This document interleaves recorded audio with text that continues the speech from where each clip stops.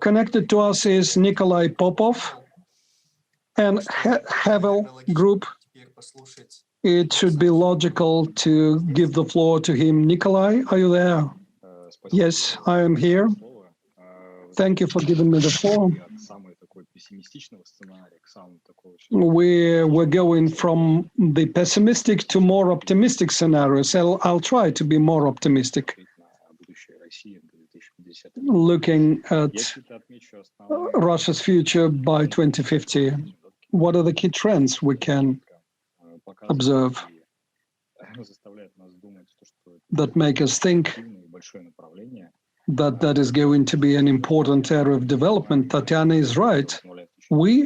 I mean the renewables, we are very small in the Russian Federation's generation mix, but the growth rate has been phenomenal.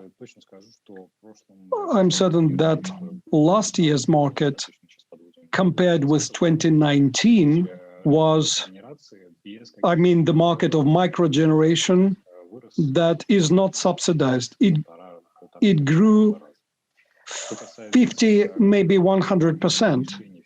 As for B2B solutions market, there are more and more companies who start to rely on the renewables. And there are two criteria because of which they make this choice. We sell about 10 megawatt per year to large B2B customers, and about a half, even more, I would say 60 to 70% of them come to us because of too high electricity prices for them. As we talk to their shareholders, we try to include CO2 indicators in their investment programs, but they don't really care. They just calculate their IRR and want to save on electricity. And starting from 2018, there's been a few companies, those mentioned, is Riksto, of those 100 initiative or 120, they just want to become green. So they make green or greener their global and Russian offices, and this trend is visible in Russia. Sadly, all those international companies do not install solar generation batteries on their own factories. It's not EPC contracts for them. Together with the Market Council, an old contract type was restored, SDD, a free bilateral contract, so that we can use to sell electricity to them from the wholesale market. But that process boosted the interest, and we see the demand is there. There are many companies who are currently looking at their risks.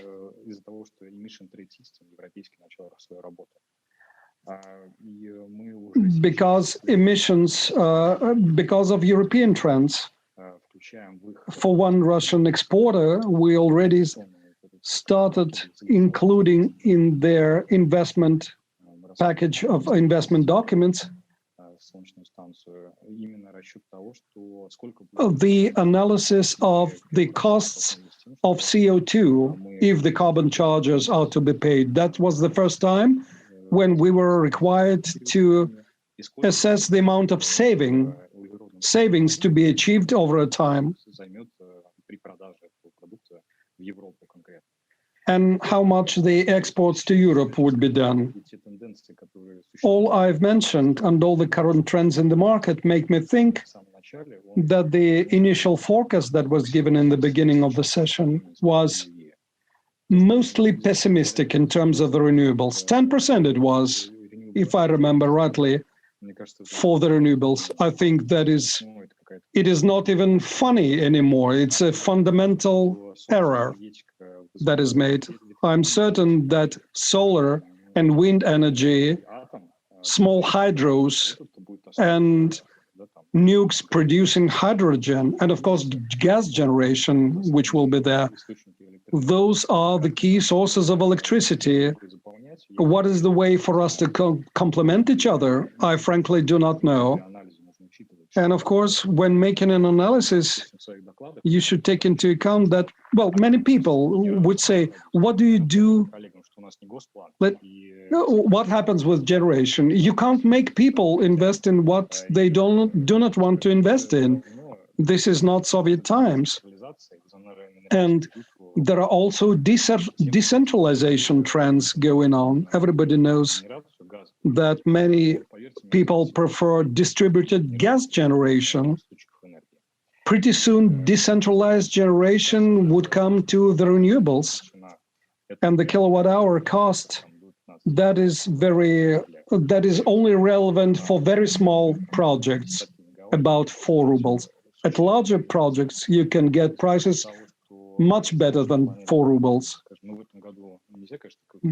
Of course, this is not the year to, well, because of logistics problem, the Chinese raised their prices for the solar batteries this year, so this is not very characteristic, but they are bound to go down in the medium term. And we would see a huge growth of other types. Let me answer the question about gigawatts. How many gigawatts the solar generation could be by 2050? Now it is 20 gigawatt, 200. That, if I remember rightly, then I'm not forecasting any economic growth or consumption growth too long. But percentage-wise, I think the renewables could rise up to 30% at the very least. I have no doubt about that by 2050. As for availability and reliability, I'm certain hydrogen will help address and resolve that. And storage technologies will also help to develop that, which become less and less expensive as well. If you are interested in the particular prices, already available equipment,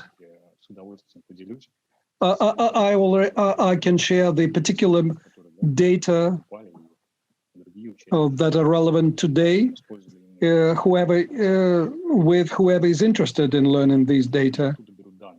Maybe your sources of information are not entirely correct, because if you look at correct figures, the situation could look different. Thank you. Thank you. Could you clarify the 30% you target by 2050? Yes, I think by 2050, 30% of renewables is doable. What about 2030, 2035? Your personal view? By 2030, it could be 5% maximum as an optimistic scenario, super optimistic. It looks like you expect much after 2030. Exactly. Yes. Yes.